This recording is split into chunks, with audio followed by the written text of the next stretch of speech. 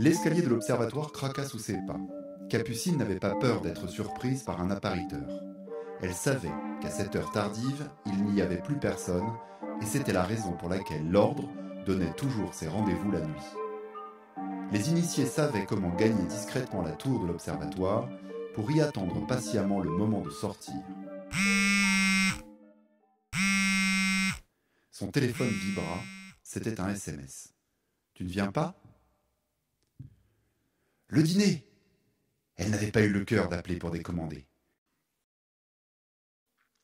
Que pouvait-il comprendre ?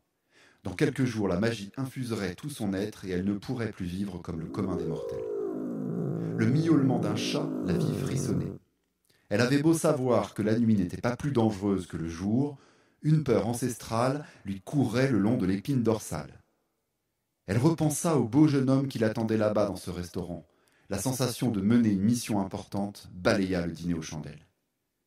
Bien sûr, Capucine ne faisait pas encore partie des 20, mais elle serrait la réponse qu'on lui avait demandé de transmettre, sa mission.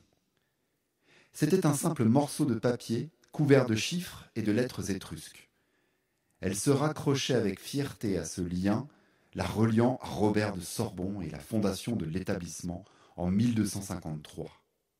Avant même d'avoir participé au Brat, elle s'impliquait déjà. Elle gagna le bureau avec des papillons dans la gorge, frappa d'abord doucement, puis fortement avant de cogner franchement. Personne ne répondit. Le couloir sentait le vernis à plein nez. Elle vérifia le texto qu'il lui avait envoyé.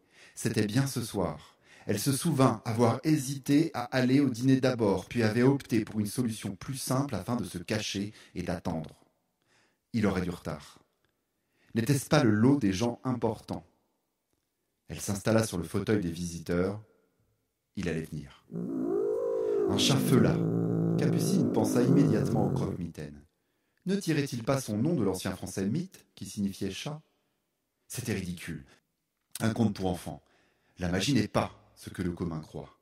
Peut-être avait-il oublié son rendez-vous. Une ombre passa dans le couloir, une ombre plus grande qu'un être humain. D'un bond, les jambes de Capucine l'entraînèrent vers les escaliers. En tournant pour gagner l'étage inférieur, elle aperçut la bête qui venait de la repérer et laissait s'échapper un cri.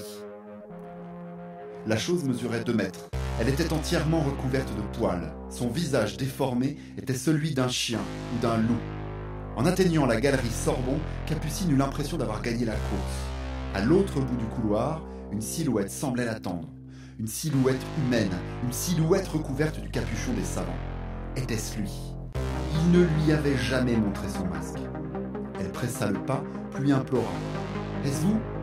Aidez-moi, cette chose me fait peur !» La bête avait ralenti. Elle se tenait en retrait méfiante. Son muscle puissant emplissait le couloir.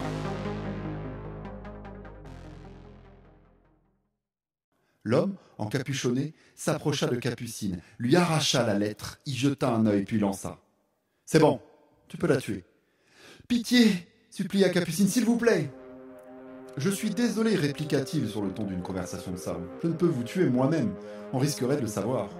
Allons, presse-toi et rappelle-toi que tu ne dois pas la tuer ici, je ne veux pas croiser son fantôme en allant en cours. »